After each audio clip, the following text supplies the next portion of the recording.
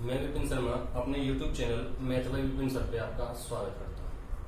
तो आज का जो टॉपिक रहेगा वो रहेगा हमारा एलसीएम एचसीएफ का part second, LCM and HCF. ठीक है, पार्ट 2। जिन्होंने फर्स्ट पार्ट नहीं देखा है वो पहला पार्ट जरूर देख लें, क्योंकि जो भी फॉर्मूले थ्योरी वगैरह जो है वो एलसीएम एचसीएफ के पार्ट फर्स्ट में डाल दिए। तो यहाँ पे पार्ट फर्स्ट का पहला क्वेश्चन है अपना ए स्क्वायर बी की पावर 4 सी 6 बी क्यूब सी की पावर 8 ए की पावर 4 ए की पावर 8 बी की पावर 6 सी स्क्वायर का एचसीएफ क्या होगा। ठीक है, और हम साथ में एलसीएम भी निकालते हैं। देखो एलसीएम एचसीएफ के मैंने तुम्हें बताया था कि जो एचसीएफ के लिए तो तीनों में कॉमन होना जरूरी है और मिनिमम पावर लेते हैं ए स्क्वायर ए की पावर 4 ए की पावर 8। एचसीएफ जो होगा ए की पावर मिनिमम कितनी है 2। बी की पावर की बात करूं बी क्यूब बी की पावर 4 बी की पावर 6 तो बी क्यूब होगा। सी की पावर सी इसमें है स्क्वायर 8 और 6 तो सी स्क्वायर। ये क्या हो गया इसका एचसीएफ। एलसीएम की यदि हम बात करें तो एलसीएम के लिए हम बड़ी पावर लेते हैं हमेशा। ए स्क्वायर ए की पावर 4 ए की पावर 8 तो ए की पावर 8। बी की पावर 4 है, बी क्यूब है, बी की पावर 6 है तो बी की पावर 6। सी की पावर 6 है, सी की पावर 8 है, सी स्क्वायर है तो सी की पावर 8। तो एलसीएम हो जाएगा ये पहला क्वेश्चन था। नेक्स्ट क्वेश्चन की ओर बढ़ते हैं। तो क्वेश्चन नंबर एक एग्जांपल समझा देता हूं पहले। भाई मान के चलो तुमको उसने दे दिया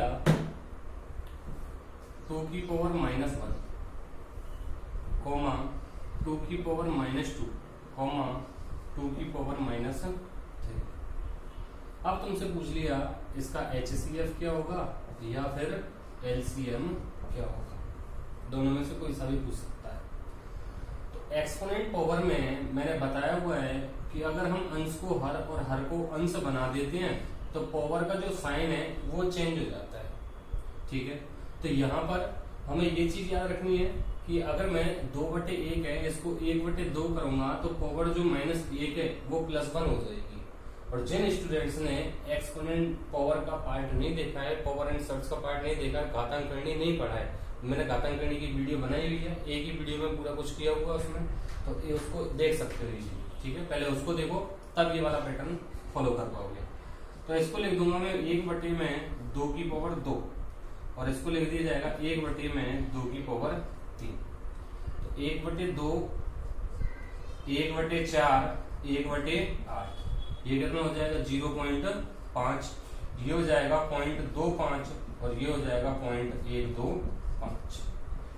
इसके बाद में लास्ट पार्ट जो है एलसीएम एचसीएफ का उसमें बताया मैंने डेसिमल फ्रैक्शन का या डेसिमल्स का एलसीएम और एचसीएफ किस तरीके से निकाला जाता है।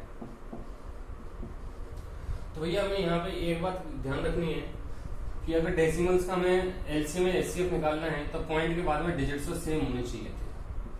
ठीक है, अब हम पॉइंट को भूल जाते हैं या पॉइंट को छोड़ देते हैं, नंबर आ जाएंगे 500 250 और 125।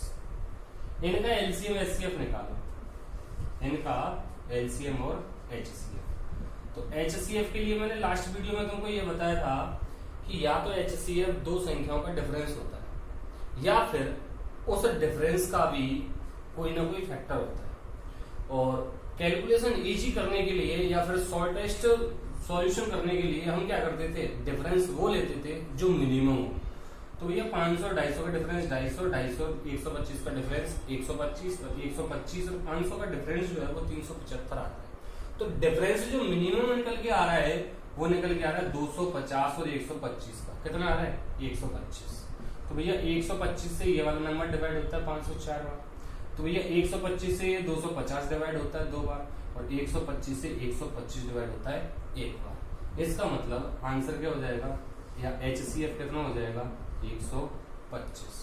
125 एचसीएफ आया इन नंबर्स का, लेकिन जो हमें आंसर देना है वो डेसिमल में देना है। तो डेसिमल के लिए कितने डिजिट छोड़े थे हमने पॉइंट से 3, तो आंसर हो जाएगा 0.125 HCF है। और 0.125 किसका था सॉल्यूशन? 2 की पावर -3। इसका मतलब जो HCF है वो 2 की पावर -3 है। और एलसीएम की यदि मैं बात करता हूं तो 500 जो है वो इन दोनों का मल्टीपल बन रहा है, मतलब एलसीएम जो है यहाँ पे वो 500 निकल के आएगा। और जब एलसीएम 500 आएगा, एलसीएम कितना आया? 500। एलसीएम 500 आ गया है तो 500 जो था वो किसका था? 0.5 था। और 0.5 किसका था? 1/2। 1/2 का मतलब 2 की पावर -1, मतलब एलसीएम जो था वो निकल के कितना है? 2 की पावर -1 एलसीएम आ गया ये। अब हमें यहाँ एक डायरेक्टली पॉइंट याद रखना है कि भाई अगर HCF पूछता है तो नेगेटिव में जो पावर मैक्सिमम होगी वो होगा, और अगर एलसीएम पूछता है तो नेगेटिव में जो मिनिमम पावर होगी वो एलसीएम होगा। ठीक है, इसी बेसिस पर एक क्वेश्चन है, उसको खुद करोगे। चले आगे देखिए।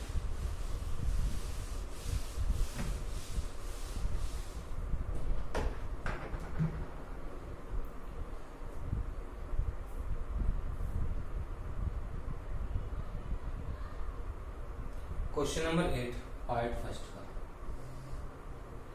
क्वेश्चन नंबर 8 में कह रहा है दो संख्याओं का HCF उनके LCM का 1/84 गुना है। तो या तो इसको लाइन को पूरी जमाओ। कैसे? कि भाई HCF जो है वो LCM का 1/84 गुना है। तो LCM को मैं HCF के नीचे ले जाऊंगा या HCF को LCM के नीचे ले जाऊंगा? तो मैं LCM के नीचे HCF को ले जाता हूँ। LCM अपॉन HCF बराबर हो जाएगा, यहाँ कितना रह जाएगा? 1/84 इधर आकर 84/1। LCM कितना होगा? 84 यूनिट और HCF कितना होगा? 1 यूनिट। इस तरीके से जमा हो जाते हैं उसको। या फिर सीधा सा कॉन्सेप्ट है कि LCM HCF कौन ज्यादा बड़ा होता है? कौन बड़ा होता है? LCM। तो HCF ये हो जाएगा 84, LCM हो जाएगा यूनिट्स में। ये रेशियो है केवल अभी ना। फिर आगे क्या कह रहे हैं? संख्याओं का एलसीएम तथा एचसीएफ का योग 680 है। एलसीएम और एचसीएफ कितना हो गया? 85 यूनिट। तो 85 यूनिट की जो वैल्यू दी हुई है वो कितनी है तुम्हारी? 680। हमें पहले यहां से 1 यूनिट की वैल्यू निकालनी है। 1 यूनिट कितना होगा? 85 से डिवाइड करेंगे तो 8 8 64 640 हो जाता है। और 40 640 और 40 कितना हो जाता है? 680। इसका मतलब 1 यूनिट की वैल्यू आ जाएगी 81। तो 81 नहीं, तो 84 यूनिट की वैल्यू कितनी हो जाएगी? 8 इंटू में 84। और 1 यूनिट की वैल्यू कितनी आ रही है? 8। मतलब एलसीएम कितना हो जाएगा? 8 गुणा 84 और एचसीएफ कितना हो जाएगा? केवल 8। अब इसके बाद में वो आगे कह रहा है यदि उनमें से एक संख्या 56 है। एक संख्या कौन सी है? 56। दूसरी संख्या पूछ रहा है तो दूसरी संख्या मुझे नहीं पता है, लेकिन हमें ये फॉर्मेट पता है। लास्ट वीडियो में देखा हमने कि first number into second number बराबर होता है एलसीएम इंटू एचसीएफ। एलसीएम कितना है? 8 इंटू 84। एचसीएफ कितना है? 8। तो भैया 14 चौक 56, 14 छिक्की 84, 4 दूनी 8, 2 छिक्की 12 और 12 अट्ठे 96। तो सेकंड नंबर जो हुआ वो कितना हुआ? 96। चलिए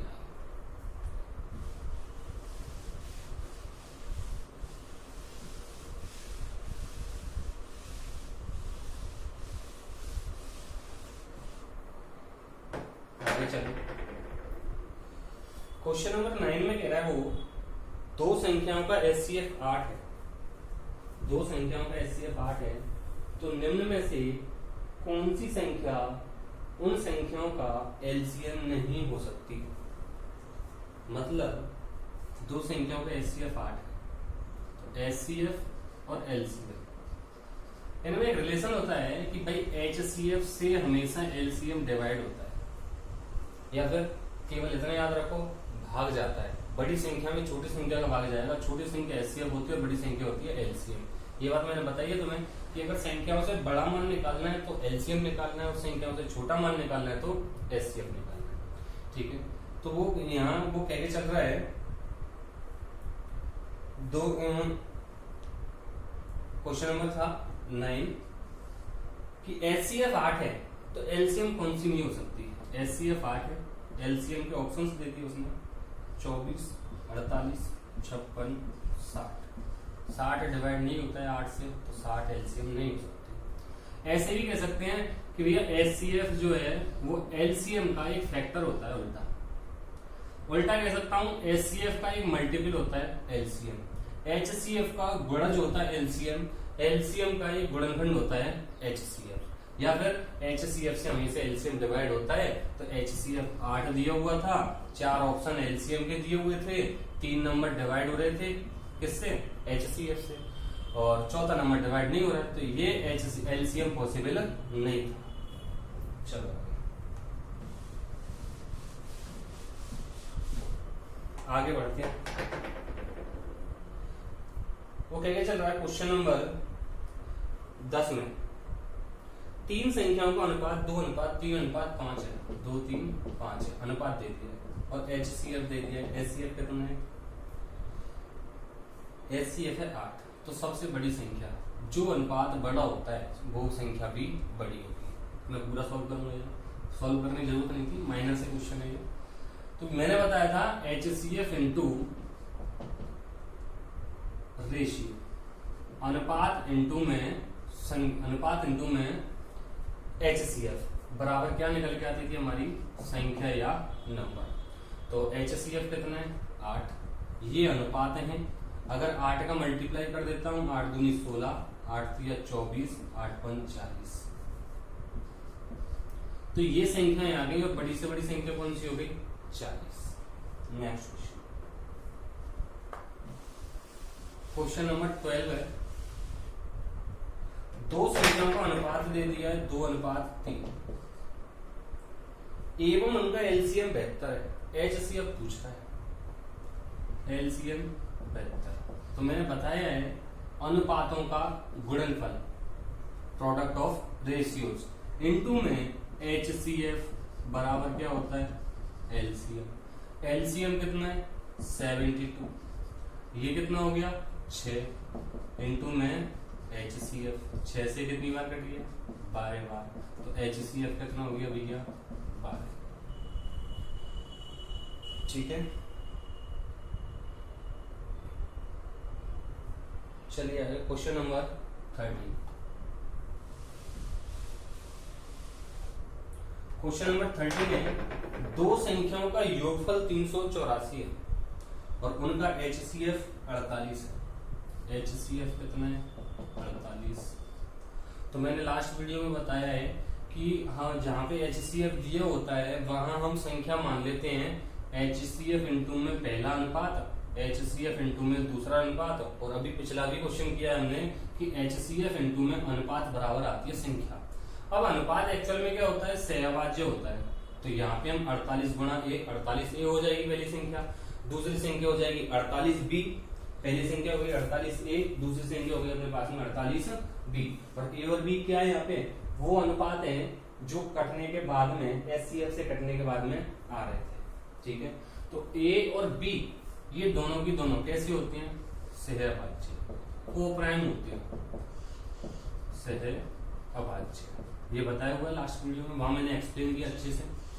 तो यहाँ वो कहके चल रहा है दोनों संख्याओं का जो योगफल है वो 384 है, 384 है। ठीक है, तो भैया यहाँ से दोनों संख्याओं का योगफल 384 है, तो 48 कॉमन आ जाएगा। ये कितना हो जाएगा a प्लस बी बराबर कितना हो गया 384। अब यहाँ से a और b सहभाज्य संख्याएं थी, क्या थी, सहभाज्य संख्याएं। तो यहाँ से 48 से कैंसिल आउट हो जाएगा, a प्लस बी बराबर, तो ये 4 8 32, 320, 8 8 64, 8 बार कट गया सीधा। ठीक है, डिजिट सम यूज कर सकते हो, 8 4 12, 3 और 3 6, 4 और 8 12, 12 में 3, 3 दूनी 6, ऐसे भी यूज कर सकते हो। ठीक है, डिजिट सम की भी वीडियो डाली हुई है कि भाई मल्टीप्लाई करने पर 384 आता है कि नहीं आता है। तो 8 का मल्टीप्लाई अगर करता हूँ मैं 48 में, ये 8 हो गया डिजिट सम, 4 और 8 12, 3 हो गया, 8 3 24, 24 में 2 और 4 6 हो गया। डिजिट सम की अलग से डाली हुई है, वहां से देख सकते हो, वीडियो डालिए। तो a और b कैसी संख्या थी, सहभाज्य। सहभाज्य मतलब हो गया जिनमें कोई भी फैक्टर कॉमन नहीं होता है। तो 8 को तोड़ो, 1 प्लस 7, क्योंकि टोटल की फॉर्म में क्यों तोड़ रहा हूँ, क्योंकि यहाँ पे प्लस की फॉर्म में ये है a प्लस बी। अगर मल्टीप्लाई की फॉर्म में होता तो मल्टीप्लाई की फॉर्म में तोड़ते हैं। 2 प्लस 6, और क्या लिख सकता हूँ मैं 3 प्लस 5 और 4 प्लस 4, फिर वही 5 प्लस 3 वो रिपीट हो जाएगा आगे। तो यहाँ में ये 4 पेयर मिले, इन 4 पेयर में से कौन कौन से पेयर आउट होंगे, वो वाले पेयर आउट हो जाएंगे जिनमें सहभाज्य संख्या नहीं होंगी। तो 1 और 7 में कोई फैक्टर कॉमन आता है, नहीं आता है, ये पेयर पॉसिबल है। 2 और 6 में कोई फैक्टर कॉमन आता है, 2 आ जाता है, ये पॉसिबल नहीं है। 3 और 5 में कोई फैक्टर कॉमन आता है, नहीं आता है, सहभाज्य संख्या होगी। और 4 और 4 में 4 ही कॉमन आ रहा है, ये नहीं हो सकता, ये आउट और ये आउट। तो पेयर कितने रह गए अपने पास में, 2। अगर वो केवल तुमसे ये पूछता है कि युग्मों की संख्या क्या होगी, नंबर ऑफ पेयर्स क्या होंगे, तो पेयर कितने हो जाएंगे, 2। लेकिन यहाँ पे वो तुमसे पूछ के चल रहा है, क्वेश्चन नंबर बताइए 30, यहाँ पूछ रहा है वो संख्याओं का अंतर क्या होगा कि भाई ए और बी की 2 पेयर बन के आए। अगर ए की वैल्यू 1 है तो बी की कितनी है 7, और ए की वैल्यू 3 है तो बी की वैल्यू कितनी है 5। ये वाली वैल्यू यहाँ पुट करेंगे तो अपने पास में संख्या आ जाएंगी कि हो सकता है संख्या 48 गुणा 1 पहली हो, दूसरी संख्या 48 गुणा 7 हो। अगर ये पेयर यूज नहीं करता है तो ये वाला पेयर यूज करेगा कि 48 गुणा 3 हो सकता है और 48 गुणा 5 हो सकता है। ये दोनों पेयर पॉसिबल थे, लेकिन ऑप्शन में तुम्हें एक ही मिलेगा। मैं ऑप्शन लिख देता हूं, इसमें ऑप्शन दे रखे हैं 100, 192, 288 और 336। तो भैया डिफरेंस है, यहाँ अगर डिफरेंस देखता हूँ, इनका डिफरेंस पूछ रहा है क्वेश्चन में, क्या पूछ रहा है डिफरेंस, तो 48 गुणा 6 मतलब 6 8 48 और 6 चौक 24 और 4 28, 288 है ऑप्शन में, बिल्कुल है। इसका मतलब ये वाला ऑप्शन में नहीं होगा, बिल्कुल नहीं होगा। 48 दूनी 96, ये डिफरेंस हुआ है क्या, नहीं। तो एक ही ऑप्शन में मिलेगा, या तो 288 मिलेगा या फिर क्या मिलेगा 96। क्लियर, चलिए क्वेश्चन पे।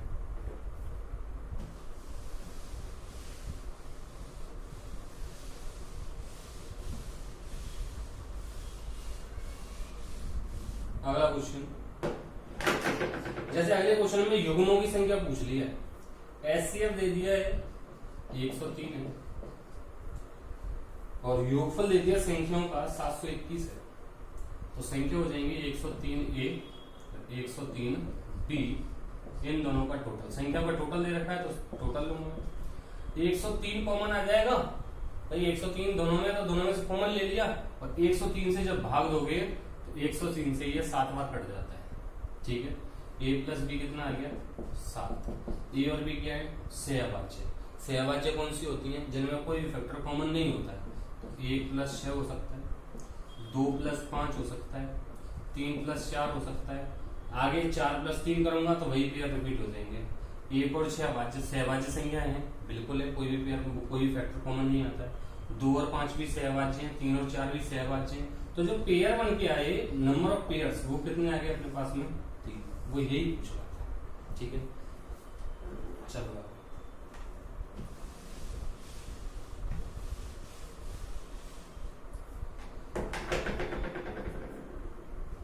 क्वेश्चन नंबर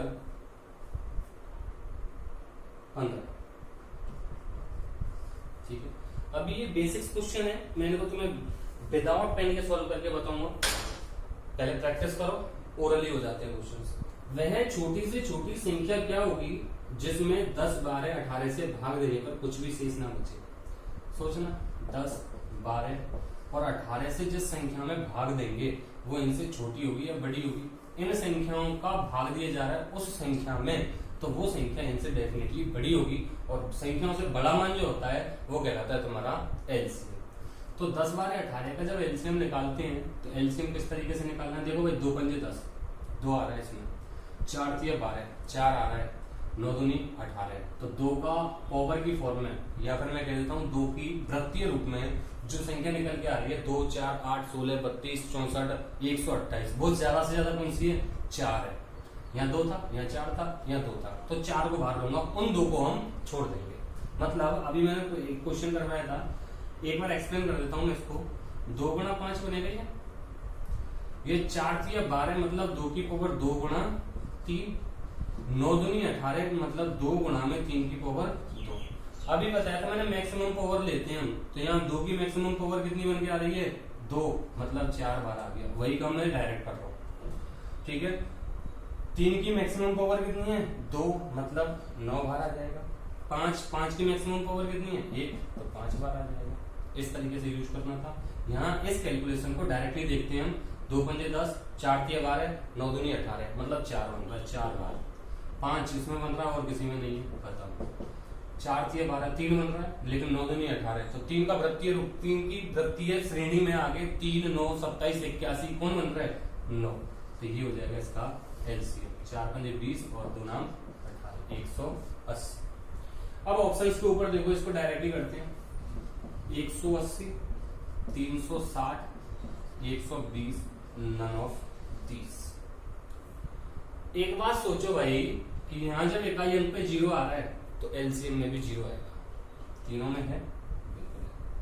दूसरी बात कि भाई ये जब 2 से ये 10 से तो डिवाइड हो जाए तीनों, तो 10 को छोड़ दिया, 3 चौक 12 और 9 दूनी 18, तो 3 और 9 की भाजकता का नियम सिंपल होता है। जिन्हें भाजकता के नियम नहीं आते हैं वो वीडियो देख ले एक बार। 3 और 9 की भाजकता का नियम क्या था, अंकों का योग 3 से विभाजित होना चाहिए, अंकों का योग 9 से विभाजित होना चाहिए। तो मैं 9 के लिए चेक करता हूं, अगर बड़ा है तो बड़े के लिए चेक करो। ये होता है, ये होता है, ये खत्म, बिल्कुल। अब मुझे एक बात बताओ, 180, 360, इससे डिवाइड है, इससे डिवाइड है, इससे भी डिवाइड है। एलसीएम जो होता है, एलसीएम लोएस्ट कॉमन मल्टीपल, तो 180 लोएस्ट है या 360 लोएस्ट है 180, तो आंसर हो जाएगा 180। क्लियर, आगे चलते हैं।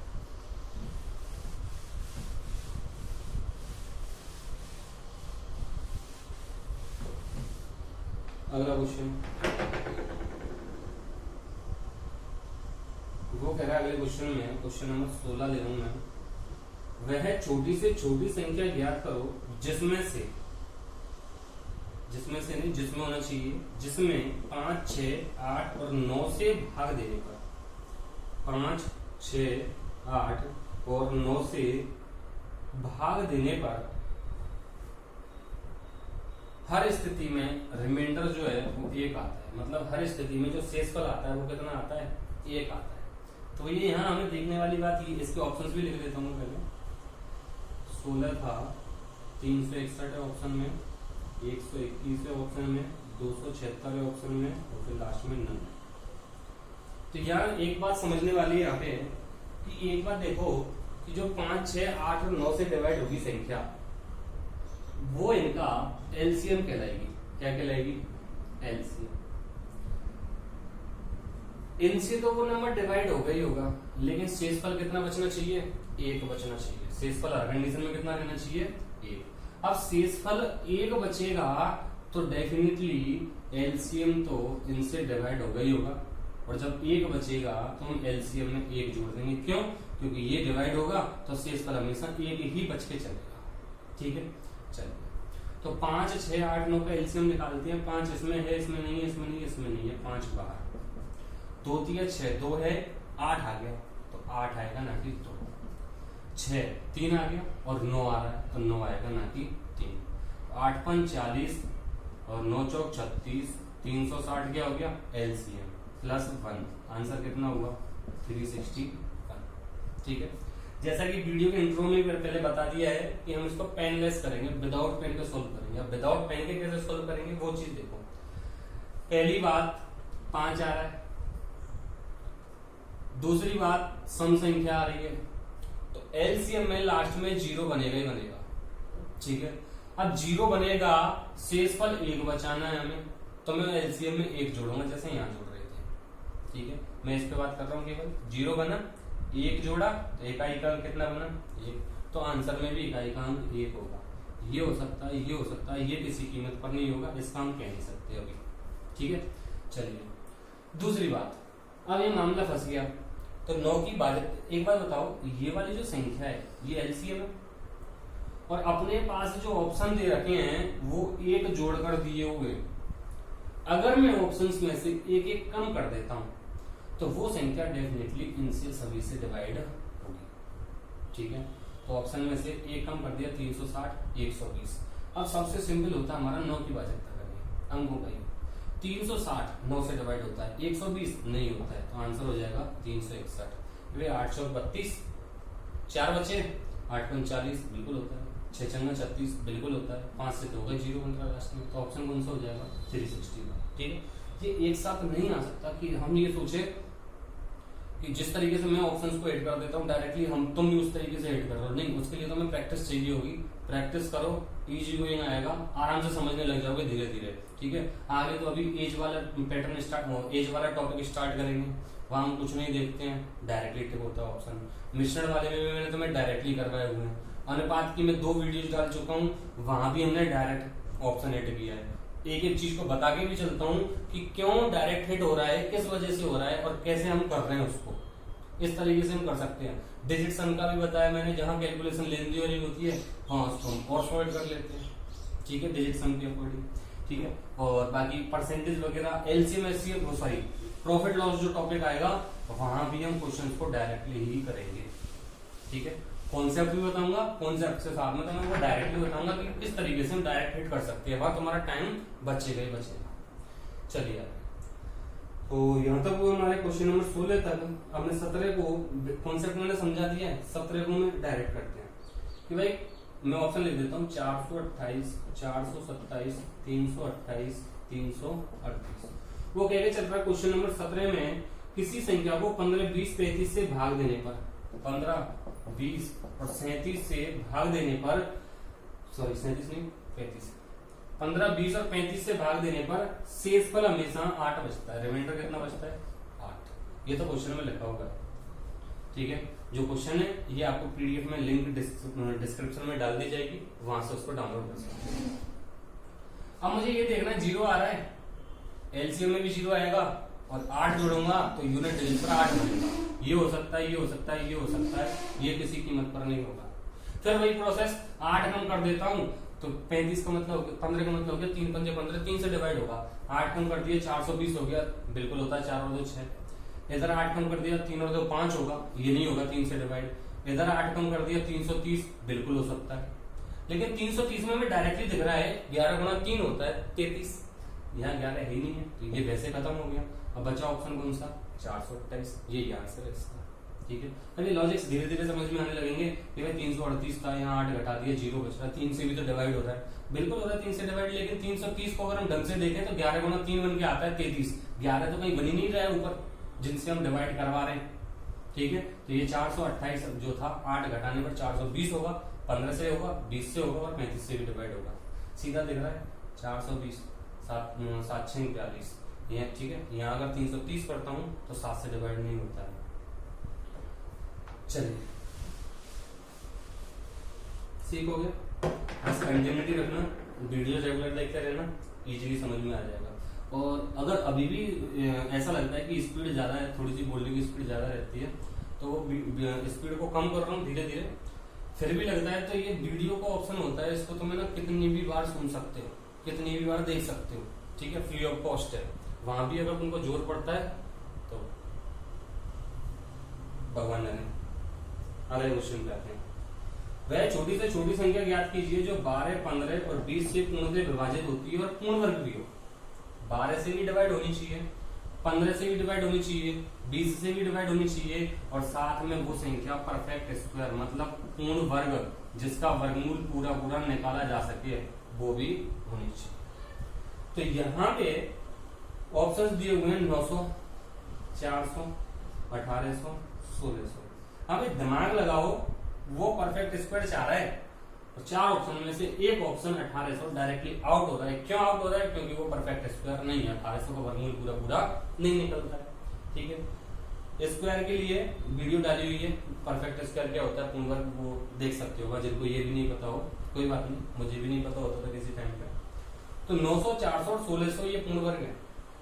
अब मुझे एक बात बताना, 12, 15, 3 पंजे 15, 3 चौक 12, संख्या 3 से डिवाइड होगी। 400 होती है क्या? नहीं होती। 1600 होती है क्या? नहीं होती। आंसर कौन सा हो गया? 900। डायरेक्ट उड़ाया, ऐसे ही उड़ाओगे, तुम भी उड़ाना सीख जाओगे, टेंशन मत लो। हवा में क्वेश्चन हवा में उड़ाओगे, लेकिन उस हवा में उड़ने के लिए तुम्हें थोड़ी सी प्रैक्टिस चाहिए। तो 12, 15 जो 20 था ना, इसका एलसीएम निकालते हैं। 12, 15 और 20। हाँ भाई, 3 चौक 12, 4 बन रहा है, 3 पंजे 15, 4 पंजे 20, तो मैक्सिमम 4 बन रहा है। 2 का 2 की पावर 1, 2 की पावर 2, 2 की पावर 3, इस तरीके से। यहाँ 3 3 3 ही बार है सीधा 5 और यहाँ कितना बन रहा है 5 एक ही 5 बन रहा है तो 4 3 12 12 पंजे 7 ठीक है। लेकिन वो चाह रहा है परफेक्ट स्क्वायर तो 4 को और तोड़ दिया मैंने 2 गुना 2। परफेक्ट स्क्वायर का मतलब होता है जिनके जोड़े बन रहे हों 2 का बन रहा है 3 का नहीं बन रहा है तो 3 के लिए हम क्या करेंगे गुणा क्योंकि ये तो यहाँ तक एलसीएम है। अगर एलसीएम के मैं गुणज निकालता हूँ एलसीएम 60 डिवाइड होता है 12 15 20 से 120 60 का दो अगला जो गुणज निकलेगा 120 निकलेगा वो भी 12 15 20 से डिवाइड होगा 180 वो भी डिवाइड होगा 240 वो भी डिवाइड होगा मतलब मल्टीपल्स बढ़ाते चलने हैं तो ये एलसीएम में जब मैं 3 का गुणा कर दूंगा तो कुछ फर्क नहीं पड़ेगा वो डिवाइड होगा ही होगा लेकिन हमें परफेक्ट स्क्वायर मिल जाएगा। 3 के लिए 3 का गुणा करना पड़ा 5 का पेयर नहीं है तो 5 का करना पड़ेगा मतलब 3 पंजे 15 और 15 गुणा 60 900 तो आंसर कौन सा हुआ हमारा 900 ठीक है। इस तरीके से करना चाहिए क्वेश्चन। चलिए आगे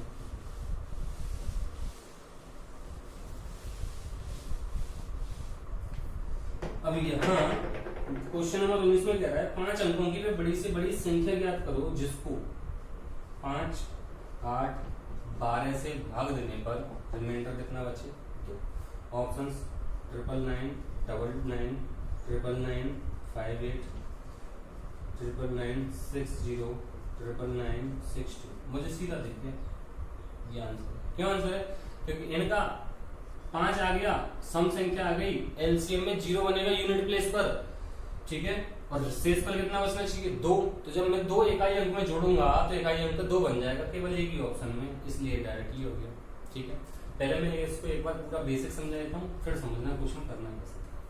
वो पूछ रहा है 5 अंक की बड़ी से बड़ी 5 अंक वाली बड़ी से बड़ी संख्या तो भैया 1 अंक वाली सबसे बड़ी संख्या कौन सी होती है 9 और 2 डिजिट वाली बड़ी संख्या कौन सी होगी 99 3 वाली 999 4 अंक वाली 9999 ऐसे ही 5 अंक वाली 99,999 मतलब जितने अंकों की बड़ी से बड़ी संख्या पूछे वो उतने ही 9 लगा दिए जाते हैं उस संख्या के लिए। यहाँ पूछ रहा है वो 5 अंक की बड़ी से बड़ी संख्या तो भैया 5 अंक वाली बड़ी से बड़ी संख्या बनाओ ये बड़ी से बड़ी संख्या हो गई ठीक है। अब क्वेश्चन का सेंस क्या है वो और समझाता हूँ मैं 5 8 12 पहले तो इनका एलसीएम लेते हैं। एलसीएम क्यों ले रहा हूँ क्योंकि क्वेश्चन में क्या चल रहा है 5 अंक की बड़ी से बड़ी संख्या ज्ञात करो इसको तो स्किप कर दो। अब डिपेंड करता है कि एलसीएम निकालना है एचसीएफ वो किस पर डिपेंड है वो इस पर डिपेंड है कि जो संख्या 5 8 12 से विभाजित होगी या जिसमें इन तीनों नंबर्स का डिवाइड होगा कंप्लीटली वो संख्या इनसे बड़ी होगी और बड़ा मान क्या कहलाता है एलसीएम। तो इनका जो एलसीएम आया 5 8 12 का वो आ गया 120 एलसीएम अब तुम खुद निकाल सकते हो ठीक है। अब 120 तो क्या है 3 नंबर हो गए तो 120 से आगे बढ़ूंगा 240 फिर आगे बढ़ूंगा 360 फिर आगे बढ़ूंगा 480 फिर आगे बढ़ूंगा 600 फिर आगे बढ़ूंगा 720। तो इस तरीके से मुझे 5 अंक वाली संख्या चाहिए तो ये वाला प्रोसेस तो बहुत बड़ा होगी। इस तरीके से कहां तक तुम 5 अंकों वाली पे पहुंचोगे तो इसके लिए क्या करते हैं हम जो एलसीएम है उससे डिवाइड कर देते हैं। एलसीएम कितना था 120 तो 120 से डिवाइड करता हूं तो ये 12 8 96 960 39 बचा अगला 9 12 3 36 360 9 बचा 39 बचा तो 3 9 तो ये यूज आ गया 1 9 यहाँ यूज आ गया 1 और 9 आ जाएगा 12 3 36 360 हुआ कितना बच गया 39 ठीक है। अब ये सारे यूज में आ चुके हैं।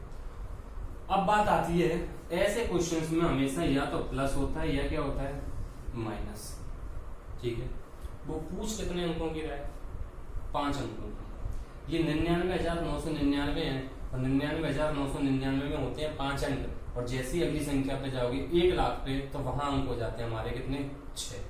इसका मतलब मुझे संख्या 5 अंकों की रखनी है केवल तो मैं उसमें जोड़ना पॉसिबल नहीं है।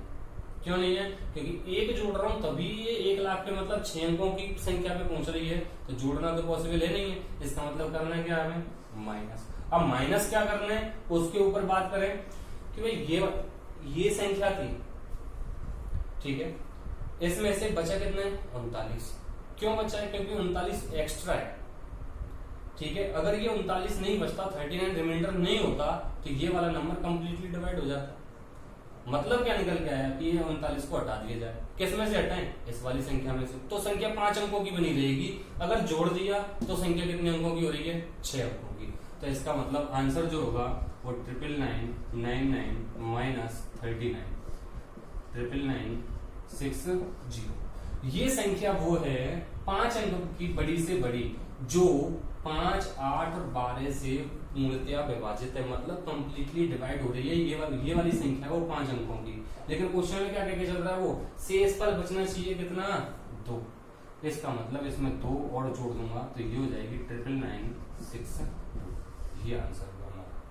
अब इतनी बड़ी कैलकुलेशन करनी पड़ रही थी और हमें यहाँ डायरेक्टली पता चल रहा है कि भाई साफ साफ दिख रहा है कि 5 और 8 इकाई अंक 0 बनेगा एलसीएम वाला। ठीक है, एलसीएम में इकाई अंक 0 बिल्कुल बन रहा था ना, 0 बन रहा है। फिर उसमें हमें शेषफल कितना जोड़, अब एलसीएम के जो मल्टीपल्स बन के आए हैं, इस मल्टीपल में भी तो लास्ट का इकाई अंक 0 बन रहा है, बिल्कुल बन रहा है। लेकिन शेषफल कितना बच रहा है? वो 2। तो इसमें जब 2 जोड़ूंगा तो यूनिट डिजिट की जो वैल्यू होगी वो कितनी हो जाएगी? 2। और यूनिट डिजिट की वैल्यू 2 केवल एक ही ऑप्शन में थी, डी वाले। ये आंसर इस तरीके से करना है। ठीक है, चलिए अगले क्वेश्चन पे।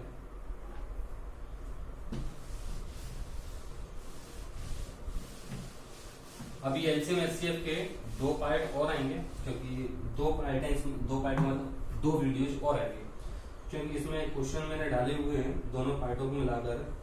अप्रोक्सीमेट सेकंड पार्ट में 100 के समथिंग है और फर्स्ट वाले पार्ट में 28 है। ठीक है, तो एक वीडियो और नेक्स्ट वीडियो में यहाँ से आगे कराऊंगा। मैंने करा दिया तुम्हें क्वेश्चन नंबर 19 तक। ठीक है, और इसके बाद में पार्ट फर्स्ट में जो क्वेश्चंस, जिस टाइप के क्वेश्चंस मैंने करा दिए हैं उस टाइप के क्वेश्चंस तुमको कर लेने, क्योंकि मैं उन क्वेश्चंस को नहीं लेके चलूंगा। ठीक है, और जो क्वेश्चंस टफ है, लगेगा कि हाँ ये क्वेश्चन करवाना चाहिए, इस टाइप का क्वेश्चन मैंने नहीं करवाया है, उस क्वेश्चन को मैं कराऊंगा। लेकिन तुम्हें केवल एक बात याद रखनी है, ज्यादा से ज्यादा वीडियो शेयर कीजिए। तुम्हें लगता है कि तुम्हारे काम का पढ़ा रहा हूँ, तुम्हें लगता है कि तुम सीख रहे हो यहाँ से, तुम्हें लगता है कि हमारे काम की चीज है, तुम्हें लगता है कि तुम्हारे लिए मेहनत की जा रही है, तो मुझे भी लगना चाहिए कि तुम मेरे लिए शेयर कर रहे हो। ठीक है, ज्यादा से ज्यादा वीडियो को शेयर करो, लाइक करो, कमेंट करो। कोई भी प्रॉब्लम आती है तो वो प्रॉब्लम बताओ। ठीक है, जो जो पॉइंट्स हमारे प्रॉब्लम के थे, जैसे साउंड की प्रॉब्लम थी, साउंड की प्रॉब्लम दूर हुई धीरे धीरे। वीडियो की क्वालिटी की प्रॉब्लम थी, वो भी हमने इंक्रीज की है वीडियो क्वालिटी। ठीक है, और अभी थोड़ा सा काम कर रहे हैं, बोर्ड भी बड़ा करेंगे और क्लियरिटी भी बढ़ाएंगे। ठीक है, थैंक यू सो मच।